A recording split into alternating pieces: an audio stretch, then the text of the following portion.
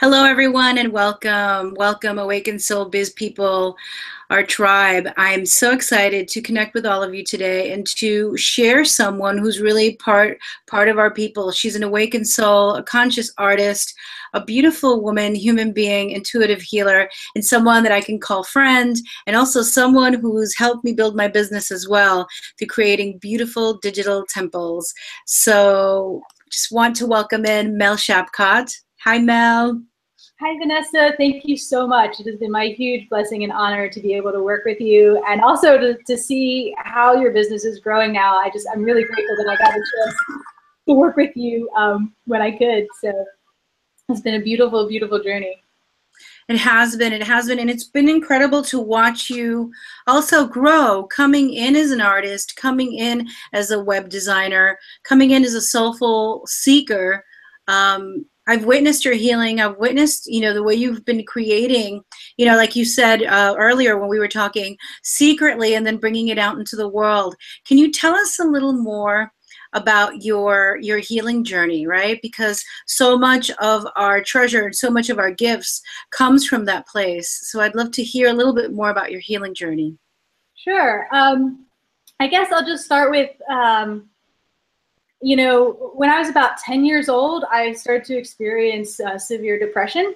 And that's where it started. And of course, from that time, seeing counselors, hospitals, medicines, inpatient programs, all of that. I've been through all of that ordeal, and none of it really moved me on the inside. Like nothing really changed. It all just felt like this Band-Aid.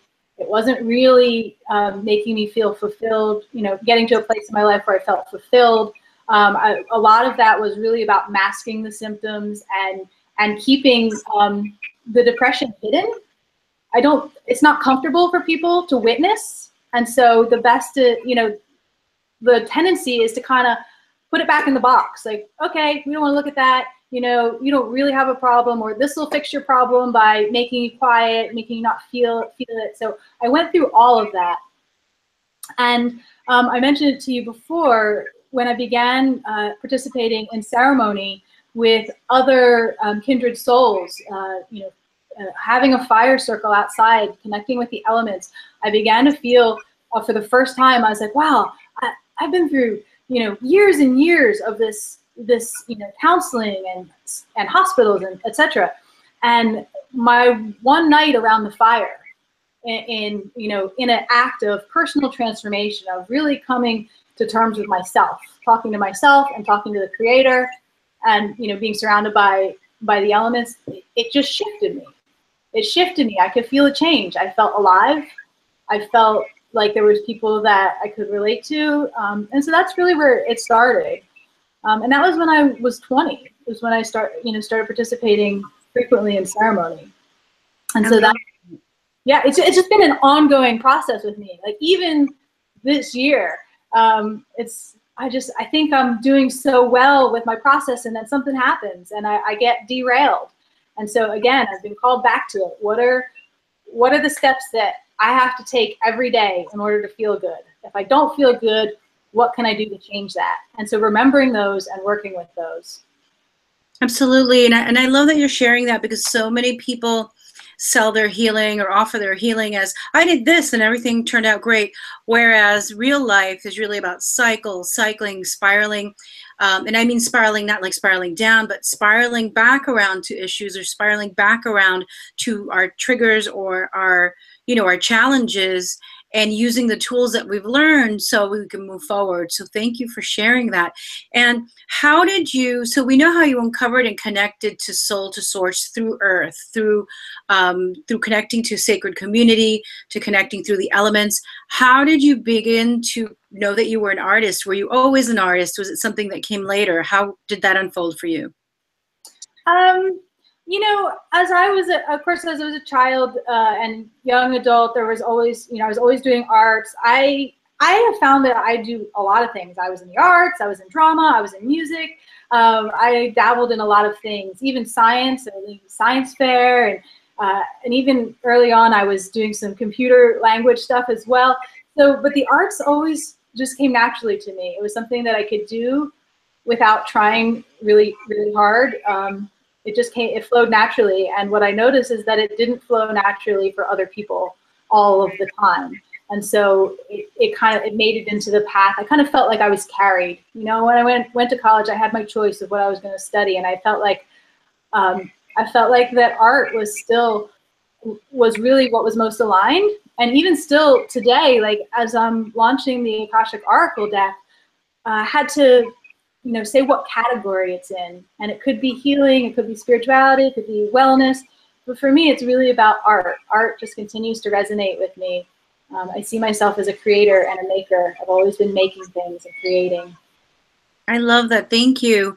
And so how did you go from dealing with, you know, your challenges in life to discovering art, connecting to the earth, connecting to your spiritual practice, to being the creator of the Akashic Oracle deck? How did that transpire? Was it overnight? Was it something you were working on over time?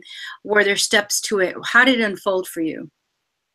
There's definitely some steps. It definitely unfolded over time. And I'm laughing to myself as Vanessa, you're asking this question, because I can remember, this isn't directly related, but I can remember being in the third course for the Akashic Records training with you.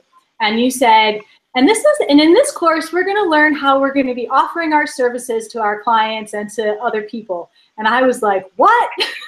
I didn't sign up for that. And I was totally shocked. And you kind of just were real calm about it. And you're like, no, this is your, you've been called to this path and it's open to you. And I thought about that and I thought, okay. And so that was really, it was unexpected to kind of just find myself there. And also I had the chance to reflect and say, okay, I can do this. I do want to do this. It has not been comfortable for me to step out of the shadows, to step out of my safety zone, and to speak with people. So, but it is getting easier. The deck itself, the artwork was completed between the years of 2011 and 2014 as part of my own healing process of just creating the art daily in order to, the act of self-expression helped me to manage my depression and my anxiety. And so it was just really creating art for the sake of art. And I was actually really using a lot of affirmations. I'd been turned on to using affirmations in order to reframe your thoughts and your thinking patterns. So I was really working affirmations, and the paintings were, the paintings were a byproduct of that. And so then, the process of saying, okay, yeah, I am going to do this. Okay, I'm going to sit down and I'm going to write the text. And for me, the text, it flowed out of me like a gift. It wasn't something I labored over with the text either.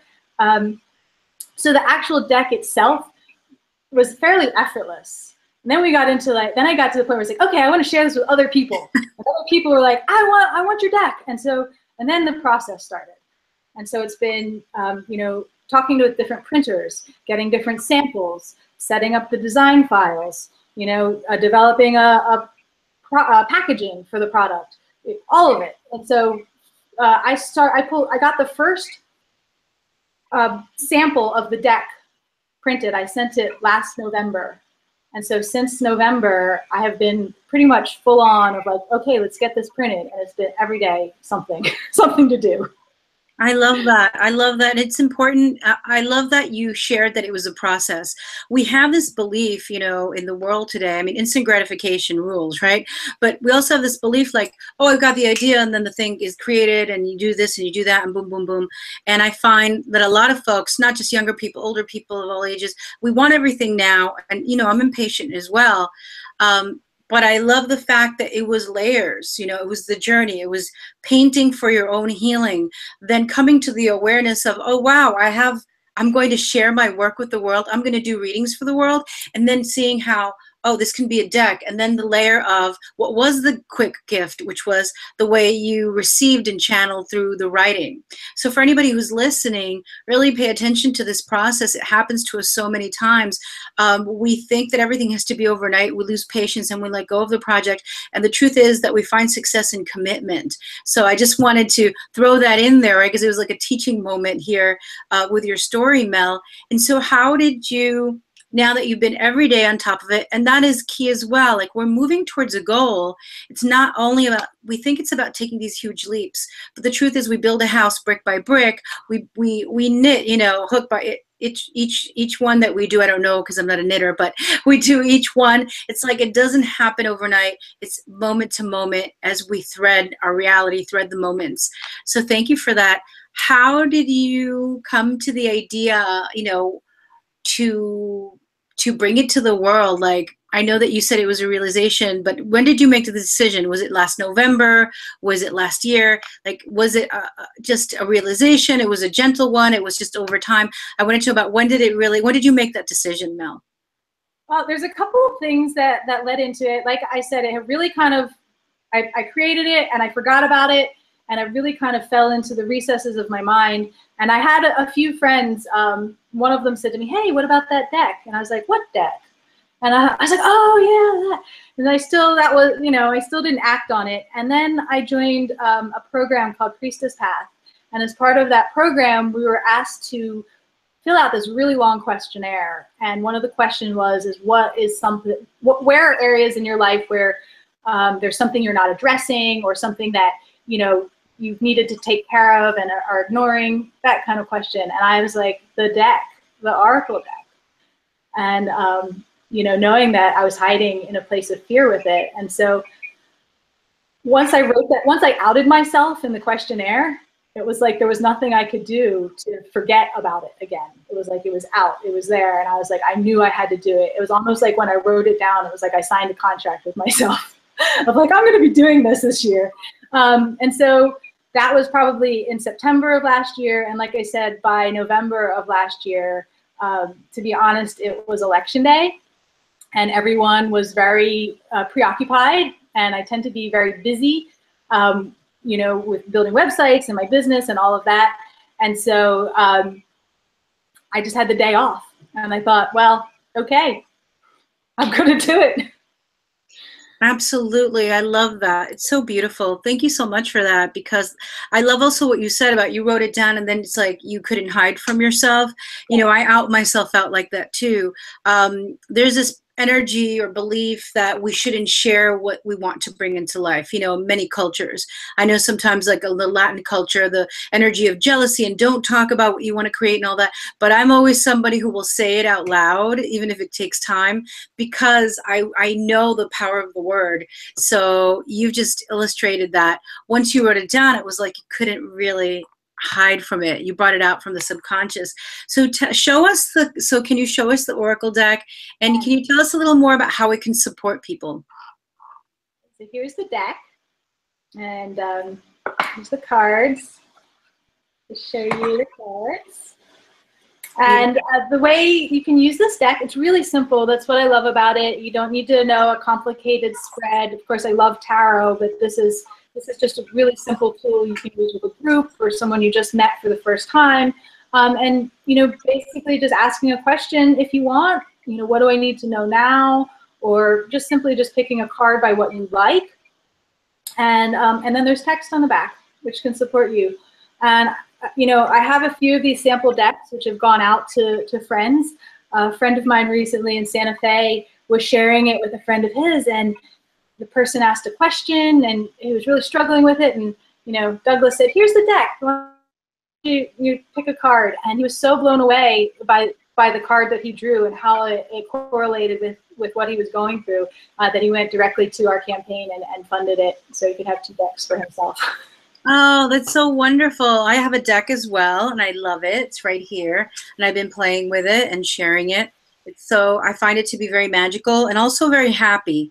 Like, you know, sometimes you get a particular deck where you can tell that it's not such a happy news when you see the artwork or when you see like the image on the front, but there's just no card that downs me, all of them, it's like transformative, energetic, you know, just it really, I don't know. And also to me, it's also like almost like the aura colors, you know. So what does the deck have to do with the Akashic energy field or the Akashic records? Okay, so for me, I really feel like this deck came out of the Akashic Realm. So for me, the Akashic Realm is the void.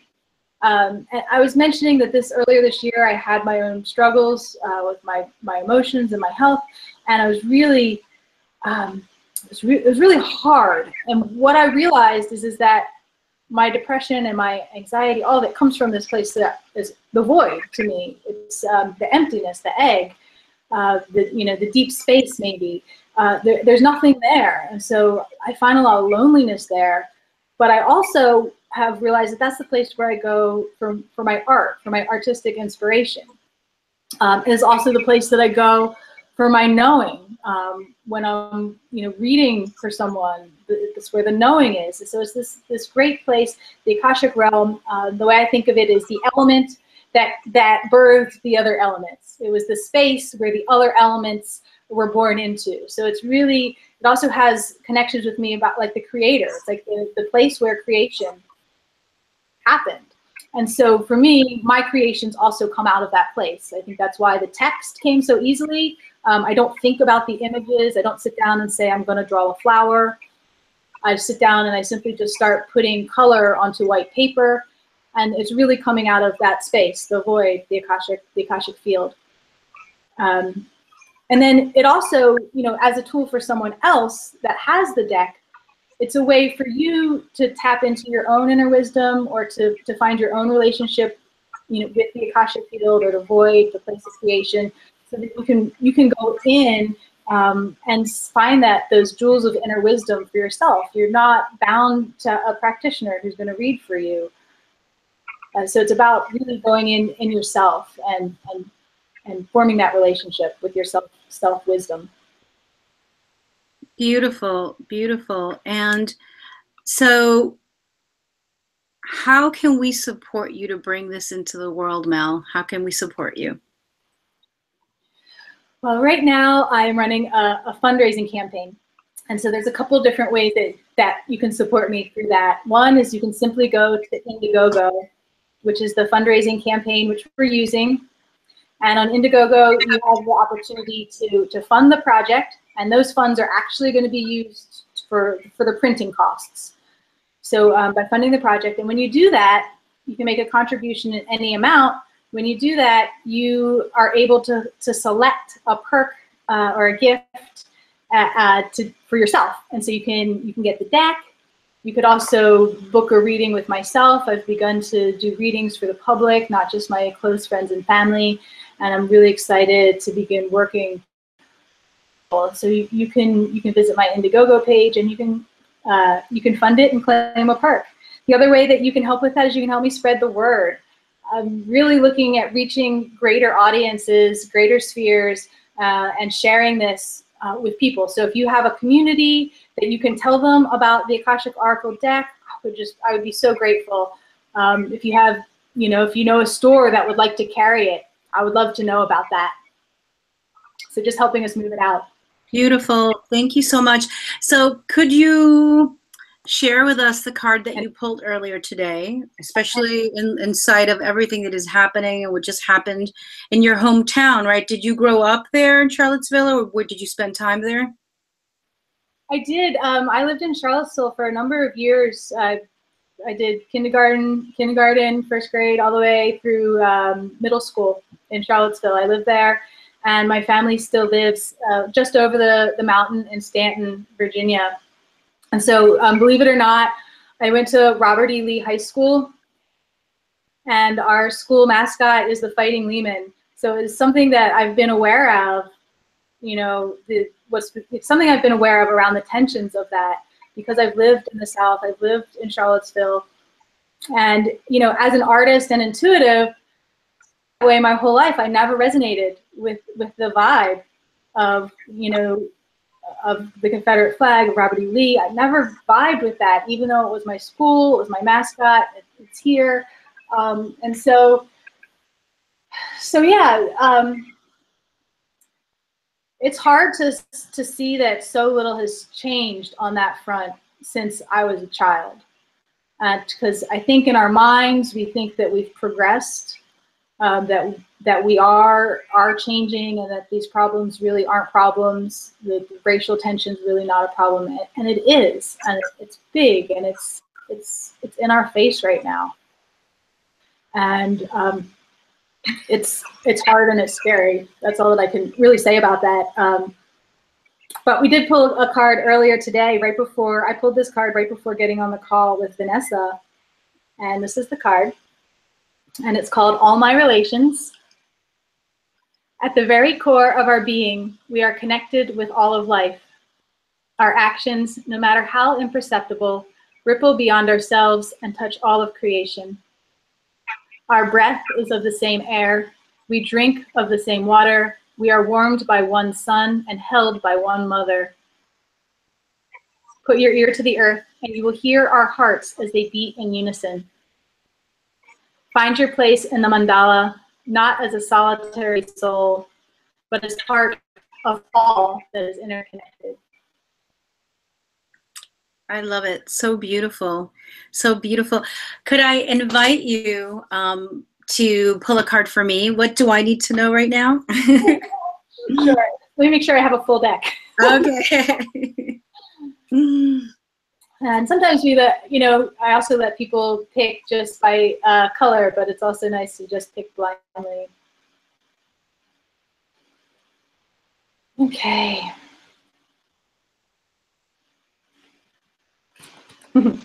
Okay, so we have this card for Vanessa. It's called Shawns Dream. This is one of my favorite images.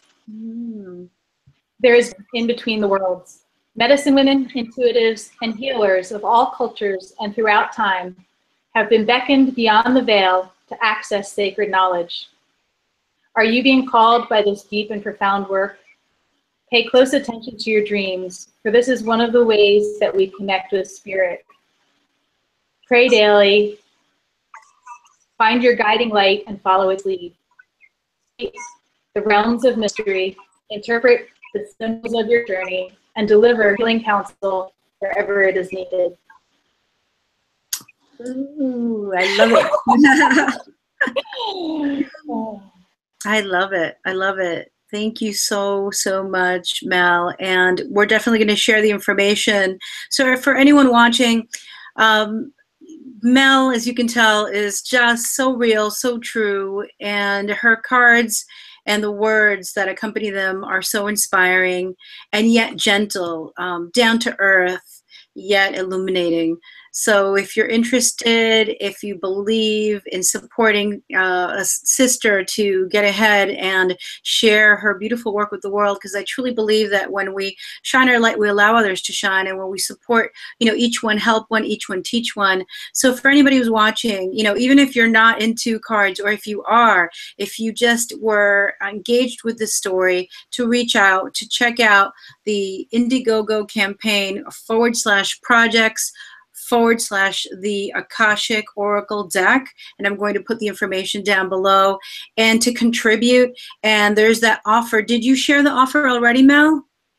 I did. I shared it right before we got on, and so the folks that are watching our live feeds today will be the first people to have the opportunity, though it is available to the public. So, and I only made 5 available. Perfect. So there are special offers. And thank you again for watching. Thank you again for supporting. And thank you, Mel, for really being brave enough to step out into the world at this time where your work and all of our work is truly needed. Thank you, Vanessa. It's been my sincere pleasure to be with you today. Thank you. Thank you, everyone. Keep shining, awakened souls. Bye.